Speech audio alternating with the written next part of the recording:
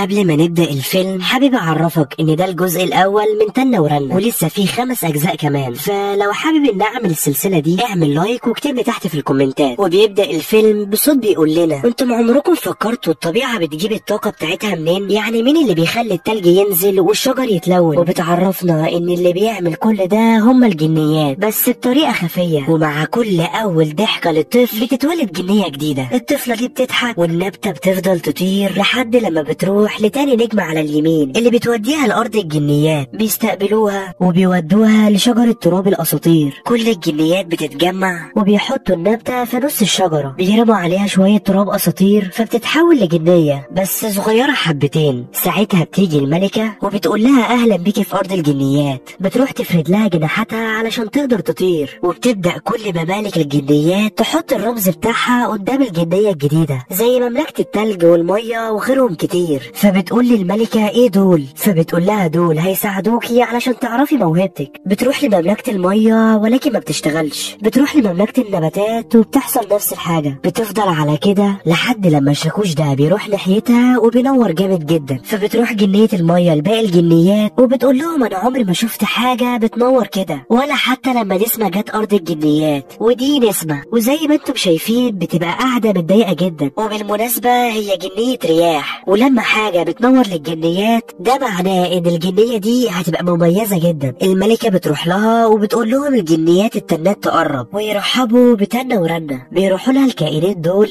وده بيقول لها ازيك يا انسة تنة، انا اصيل. فاللي معاه بيقول له يا عم اتكلم عدل، وبيقول لها محسوبك بلبل بلابل في خدمتك. بيسلموا على بعض وبيقولوا لها تعالي نفرجك على ارض الجنيات. واصيل بيقول لها انت جيتي في احسن فصل في السنة. فبتقول له اشمعنى؟ فبيقول لها لان الربيع قرب. وبلبل بيقول لها ان في ارض الجنيات في عوالم مختلفة لكل فصل في السنة، زي مثلا مملكة الخريف ومملكة التلج. وجنيات التلج هتاخد اجازة بعد ما وصلوا الشتاء للعالم كله، ودي مملكة الصيف. وكل دول بيستعدوا لاكتر فصل مهم، فصل الربيع. بتفضل تتفرج على الحاجات اللي بيعملوها. وبلبل بيقول لها جاهزة تشوفي المملكة بتاعتنا؟ اهلا بيكي في عالم التنات. فبتقول له الله ايه الجمال ده؟ فبيقول لها رايحة فين؟ بص تحت. بتبص وبتلاقي المكان زي ما انتم شايفين. بتنزل واصيل بيبدأ يعرفها على كل حاجة بيعملوها، وكمان بيوروا لها بيتها الجديد. فبتقول لهم ده بيتي انا. فبيقولوا لها احنا كان نفسنا ان الجنية الجديدة تبقى مننا، علشان كده وضبنا المكان وعملنا لك شوية هدوم، ولكن هتطلع كبيرة عليكي حبتين لانك صغيرة. وبلبل بيقول لها خلصي وتعالي على ورشة الجنيات، مشيرة هتفرح بيكي جدا. وبيسيبوها وبيمشوا. ساعتها تنة ورنة بتبدأ تظبط لبسها. وبلبل بيقول لأصيل انت ليه جبت غصن مقاس 5؟ مش قلت لك تجيبه مقاس 7؟ فبيقولوا لا انت قلت لي 5. بيفضلوا يتخانقوا لحد لما بيشوفوا تنة ورنة بشكلها الجديد. بلبل بيفرقع وتنة بتقول لهم ياه ده الكل هنا مشغول. فبيقولوا لها احنا هنا بنعمل اطباق وحلل وكمان سلة وحاجات تانية كتير. ساعتها بتيجي مشيرة وبتقول لهم خلصتوا العربية؟ فبيقولوا لها ايوه طبعا خلصناها. واصيل بيقول لها العربية خلصت ومفيش اي حاجة ضايعة. ما بترتاحش وبتقول لهم خلاص يبقى شوفها. بيحاولوا يتوهوا وبيقولوا لها لازم تقابلي تنة ورنة. بتفرح جدا بيها وبتقول لها هاتي ايدك. ياه ده انت ايدك ناعمة قوي، هما يومين شغل وهتبقى انشف من ايد اصيل. وبتقول لاصيل وبلبل خدوا العربية ووصلوا الطلبات. فاصيل بيقول لبلبل بس في حاجة انا ناقصة. مشيرة بتسمعهم وهما ما بيعرفوش يحوروا عليها. تنة بتلاحظ فبتروح تقول لها ممكن اروح معاهم. بتنقذهم من مشيرة وبيروحوا بالعربية. واصيل بيمسك العربية بدل العجلة. وتنة بتعرف ان الفار اللي بيزق العربية اسمه جبنة. ومرة واحدة بيخرج عليهم من الغابة زرع غريب وبيهجم عليهم. بيفضلوا يجروا لحد لما بيخبطوا في الشجرة دي وكل حاجة معاهم بتتكسر. بتيجي الجنيات دول وبتطمن عليها وتنة بتحكي لهم اللي حصل معاها. فبيقولوا لها الزرع ده اسمه الشوك النطاط وبيقطع اي حاجة قدامه. بلبل واصيل بينادوا عليهم وبيقولوا لهم احنا جبنا لكم شوية حاجات للربيع. دي انابيب كوز قزح لمنيرة. ندى بترمي شوية مية في الهواء ومنيرة بترسمه في الجو. تنة بتنبهر من اللي بتشوفه وبتقول لها هتعملي بيه ايه؟ فبتقول لها هاخده معايا لارض الناس. فبتقول لها يعني ايه ارض الناس؟ فندى بتقول لها ده المكان اللي هنغير فيه الشتاء لربيع. وفوز بتقول لها وانا هحضر الفطار لكل الحيوانات. ووردة بتقول لها وانا هفتح كل النباتات. ومنيرة بتقول لها علشان نوصل لهناك بناخدها طيران لحد لما نوصل لتاني نجمة على اليمين، وطوالي لحد لما نوصل لارض الناس. فبتقول لهم باين كده ان ارض الناس جميلة جدا. بتودعهم وبيسيبوا وبيسيبوهم وبيمشوا. وهم في الطريق تنة بتشوف نسمة وهي بتحول الهوا الرحيق، فبتقول للي معاها روحوا انتم وانا هحصلكم. بتروح لها ولكن نسمة بتتخض فبتبوظ اللي كانت بتعمله. تنة بتتأسف لها ولكن بتبص لها بقرف وبتمشي. فتنة بتروح وراها تاني وبتقول لها ايه موهبتك؟ فنسمة بتقول لها انت شايفة ايه؟ فبتقول لها يا نهار ابيض، هو انت بتاعة اللقاح؟ فبتقول لها بتاعة اللقاح؟ انا جنية بطير بسرعة ودي موهبة نادرة، كل الجنيات هنا بتعتمد عليا. فتنة بتقول لها ده زي اللي انا بعمله بالظبط، يعني احنا كده زي بعض. نسمة بتتضايق وبتقول لها انا بغير الطبيعة، اما انت بتاعة اطباق وحلل، وده معناه ان الربيع مش بيعتمد على التنات الغبية. فتنة بتقول لها انا لما اروح لارض الناس هثبت لك احنا قد ايه مهمين. فبتقول لها لما مين يروح ارض الناس؟ فبتقول لها انا. نسمة بتضحك الضحكة دي وبتقول لها طبعا انتوا ليكم اهمية كبيرة هناك وانا هستنى اشوف، وبتسيبها وبتمشي. وتنة هي كمان بتمشي وبتكون متضايقة جدا من اللي نسمة قالته، ولكن بتشوف حاجة بتلمع على الشط، بتروح لها وبتلاقي كمان شوية حاجات، بتفضل تلعب بيهم وبتلمهم وبتطير. بترجع بيهم للمخزن وبلبل بيقول لها ايه الحاجات دي؟ فبتقول له معرفش. فاصيل بيقول لها دي حاجات تايهة، وبيعرفوها ان الحاجات دي بتيجي من ارض الناس. بتيجي مشيرة وبتقول لها مش عاوزاكي تضيعي وقتك بالحاجات دي، وبتلمهم وبتمشي. وبلبل بيقول لها يلا نستعد علشان مراجعة الملكة الليلة. فتنة بتقول لهم يعني ايه مراجعة الملكة؟ فبيقول لها الملكة الليلة هتراجع كل حاجة الجنيات عملتها علشان الربيع، وبيسيبوها وبيمشوا. وتنة بتقول لنفسها دي فرصة حلوة قوي علشان اثبت نفسي قدامهم. وبتفضل تنة طول الليل سهرانة بتخترع شوية حاجات علشان توريهم للملكة. بتفضل شغالة كتير والجنيات بتبدأ تستعد للمراجعة. الملكة بتكون جاية فالوزير بيقول للجنيات ابدأوا عزف. الملكة بتوصل وبيعجبها التنظيم وكل حاجة، والوزير بيقول لها لما ظهرت الزهور تفتح هناخد الربيع لأرض الناس. بتقطع كلامهم تنة ورنة وبتقول لهم انا فاتني حاجة. فالوزير بيقول لها لا، فبتقول له كويس، وبتقول له انا اخترعت شوية حاجات علشان التنات تستخدمها في أرض الناس. الكل بيستغرب وتنة بتطلع أول اختراع، بتحط البندق وبتفضل تدوس عليها، بتفلت وبتيجي في السنجاب. فبيقول لهم اكمني غلبان يعني تعملوا فيها كده. الوزير بيحاول يوقفها ولكن الملكة بتقول له سيبها تكمل. بتوريهم الاختراع التاني وبتقول لهم ده رشاش للورد، بتشغله ولكن بتغرق الوزير. بتكون لسه هتكمل ولكن الملكة بتقول لها هو محدش قالك؟ فبتقول لها محدش قال لي ايه؟ فبتقول لها الجنيات التنات ما بيروحوش لأرض الناس، كل الحاجات دي بتعملها جنيات الطبيعة. بتنصدم وبتقول لهم عادي انا كده كده ما كنتش هقدر اروح. ونسمة بتكون فرحانة جدا فيها، بتسيبهم وبيمشي والكل بيكون في منتهى الحزن عليها. بترجع للمخزن وبتقول لمشيرة نسمة عندها حق، التنات ما لهمش لازمة علشان كده ما بنروحش لأرض الناس. فمشيرة بتقول لها انت مش جدية نور ولا مية ولا حيوانات، انت تنة ولازم أن تكوني فخورة بده، ولما تقدري تخلي الورد يكبر ولا تمسكي النور ساعتها بس تقدري تروحي لأرض الناس. وبتسيبها وبتمشي. تنة بتركز وبتعجبها الفكرة. وتاني يوم كل الجديات بتروح لشجرة تراب الأساطير علشان ياخدوا شوية تراب يروحوا بيه لأرض الناس، واللي بيديلهم التراب هو تميم. تنة بتروح لهم والكل بينصدم لأنهم فاكرينها مكتئبة. وتنة بتقول لهم أنا مش لازم أنا أبقى واحدة من التنات، أنا عاوز أغير موهبتي، يعني مثلا هبقى جنية مية أو نور أو أي حاجة. بينصدموا وبيقولوا لها ما حدش هنا بيغير موهبته. فتنة بتزعل جدا وبتقول لهم انتوا بتعملوا حاجات جميلة جدا ولكن أنا مجرد بعمل شوية حلل. ندى بتقول لها أنا هساعدك، وفوز بتقول لها نفس الكلام. بيقرروا يساعدوها وندى بتاخدها للمية وبتقول لها أول وأسهل حاجة ممكن تتعلميها هي قطرات الندى على شبكة العنكبوت. باقي الجنيات بيشجعوها وندى بتقول لها تمسكي قطرة الندى كده وترصيها بالطريقة دي. تنة بتحاول ولكن قطرة الندى بتفرقع في ايديها. فندى بتقول لها اهدي وانت هتنجحي. بتحاول مرة واتنين وتلاتة ولكن برضه بتفشل، ما بتعرفش تعمل ايه فبترميها على الشبكة. المية بترد تاني وبتيجي في الجنيات. ساعتها بلبل واصيل بيكونوا بيشتغلوا، واصيل بيحط البتاع دي في ودنه علشان بيصدع. وبلبل بيلاحظ ان تنة ورنة مش موجودة، فبيقول له يا اصيل ما شفتش تنة ورنة؟ فبيقول له يا رب يا عم نخش الجنة. فبيقول له تنة، فبيقول له لا مش عاوز حنة. بتيجي مشيرة وبتقول لهم فين تنة ورنة؟ بيتلخبطوا فبيقولوا لها راحت مع جبنة تجيب شوية حاجات. جبنة بيقول لهم في حد بيناديني؟ فبيقولوا لها احنا كنا نقصد ان هي راحت تجيب جبنة. ساعتها منيرة بتحاول تعلم تنة تبقى جنية نور وبتقول لها امسكي النور بالطريقة دي وحطيه هنا، وبيروحوا للبق اللي بيبقى مستني النور. منيرة بترمي لهم حبة وبينوروا، وشوية البق دول بيكونوا مستنين اي حاجة تيجي من تنة. بتحاول تمسك النور ولكن ما بتعرفش، فمنيرة بتحاول تساعدها ولكن تنة بترفض. البق بيكون ماشي ولكن تنة بتقول لهم مكانكم. بتفضل تخبط في البتاع اللي في ايديها لحد لما النور بيخرج وبيفضل يخبط في كل مكان. بيفضل يلف لحد لما بيلزق في تنة. الباقي بيضحك الضحكة دي وبيفضلوا يجروا وراها طول الليل.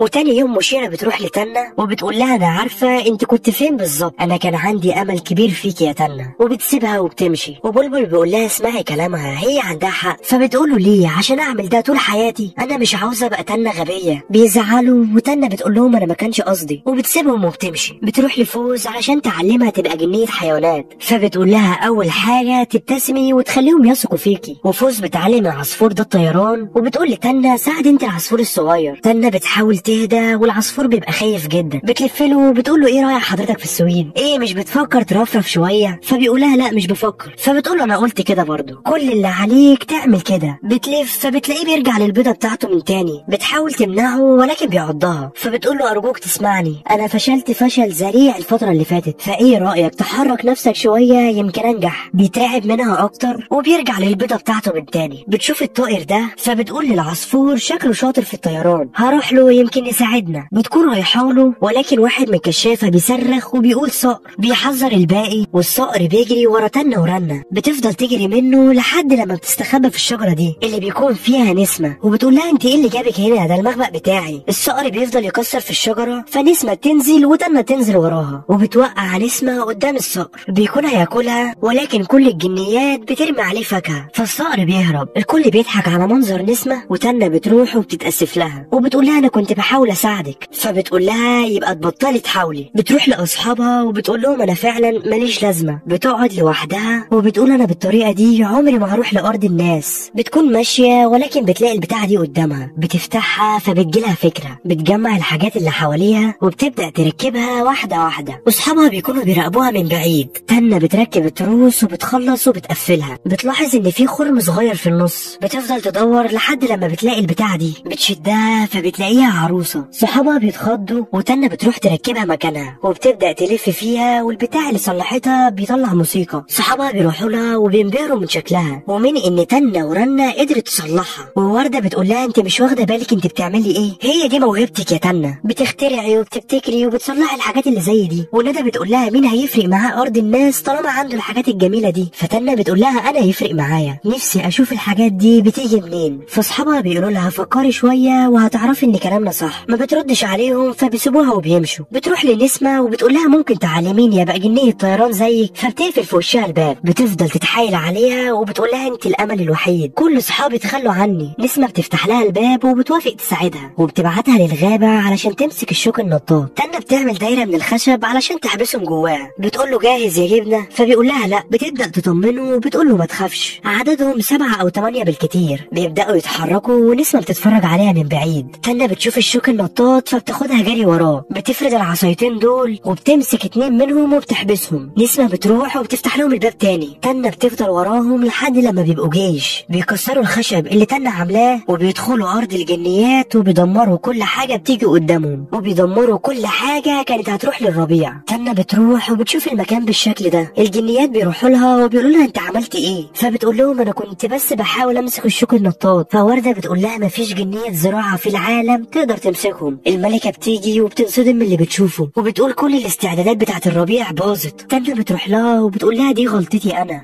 السبب في كل ده. بتتأسف لها وبتسيبها وبتمشي. الملكة بتقعد مع الوزراء وبتقول لهم الربيع لازم يجي في وقته علشان ما يحصلش خلل في العالم. الملكة بتهديهم وتقول لي مشيرة هل في احتمال نعمل كل حاجة تاني في الوقت اللي فاضل؟ بتفضل تحسب وبتقول لها مستحيل. الكل بيترعب من اللي هيحصل. وتنة بتروح لشجرة تراب الاساطير وتميم بيشوفها من بعيد فبيروح لها وبيقول لها انت كويسة؟ فبتقول له انا كويسة، انا بس جيت اخد شوية تراب اساطير علشان هغيب حبتين. فبيقول لها قد ايه يعني؟ فبتقول له للابد. فبيقول لها ياه دي فترة كبيرة جدا. بيدي لها تراب الاساطير وبتقول له شكرا يا تميم. فبيقول لها ايه ده، هو انت عارفة اسمي؟ فبتقول له طبعا. فبيقول لها انا قصدي اني مجرد حارس اساطير، يعني مش مهم زي الجنيات الباقيين. فتنة بتقول له ايه اللي انت بتقوله ده؟ انت غالبا اهم واحد في ارض الجنيات، من غيرك مش هيبقى فيه اي سحر، انت لازم تبقى فخور بموهبتك. فبيقول لها طب ما انا فخور. تنة بتفهم هو عاوز يوصل لها ايه وبتقول له انا لازم امشي. بترجع للمخزن وبتقعد قدام اختراعاتها وهي زعلانة. بتلمح الحاجات التايهة فبتروح ناحيتها وبيجي لها فكرة. وتاني يوم الملكة بتروح للجنيات وبتقول لهم انا عندي لكم خبر وحش، للاسف الربيع مش هيجي في وقته، احنا محتاجين شهور كمان علشان نعوض اللي راح. ولما ظهرت الزهور تفتح هنفتح بكره مش هنقدر نروح لارض الناس. تنة بتروح للملكه وبتقول لها انا عندي حل. الكل بيخاف فبتقول للملكه ارجوك اسمعيني. بتروح للجنيه دي وبتقول لها انت محتاجه قد ايه علشان تلوني الدعسوقه؟ فبتقول لها تقريبا كده ربع ساعه. بتروح لواحده منهم بترش وبتعمل النقط وبتخلص في ثانيه، وطبعا نسمه بتبقى واقفه على اخرها. وتنة بتقول للملكه انا اقدر اخلص كل تجهيزات الربيع في ثانيه، بس محتاجاكم تساعدوني. نسمه بتروح لهم وبتقول لهم انتم فعلا هتسمعوا كلامها؟ دي هي السبب في كل اللي احنا فيه ده. تنة بتتضايق وبتقول لها انت ايه مشكلتك؟ ليه دايما فاكره نفسك احسن مني؟ على الاقل بحاول اساعد، اما انت عمرك ما ساعدتي حد. فبتقول لها انا ساعدتك انت لما قلت لك امسكي الشوك النطاط. الكل بينصدم والملكه بتروح لنسمه وبتقول لها يعني انت اللي خليتيها تعمل كده؟ اظن ان سرعتك هتساعدك انك تمسكي الشوك النطاط. فبتقول لها انا؟ فبتقول لها لا خالتي. بتسيبهم وبتمشي وبتقول لتنة ورنة انا واثقه انك هتنجحي. فبتقول لها ايوه لاني من التنات، والتنات بيصلحوا الحاجات وهي دي موهبتي، بس مش هقدر لوحدي. كل الجنيات بتتلم حواليها وبيبداوا يجمعوا شويه حاجات. بتفضل تنة تجمع في الحاجات والكل بيساعدها، واصيل وهو بيدور على الحاجات التايهه بيلاقي اللعبه اللي تنة صلحتها. وتنة بتفضل تخترع في حاجات علشان تسهل على الجنيات الشغل، يعني مثلا يلونوا بسرعه ويجمعوا الالوان اسرع. بيفضلوا على كده لحد لما بيخلصوا كل حاجه اللي هتروح لارض الناس. الملكه بتيجي وزهره الزهور بتفتح، والملكه بتقول لتنة ورنة انت انقذت الربيع. والجنيات بتروح للملكه وبتقول لها ممكن تنة تيجي معانا لارض الناس؟ فتنة بتقول لهم لا انا هفضل هنا، انا لسه ورايا شغل كتير. فمشيره بتقول لها انت شغلك مش هنا. بتصفر وبلبل واصيل بيجيبوا اللعبه، ومشيره بتقول لتنة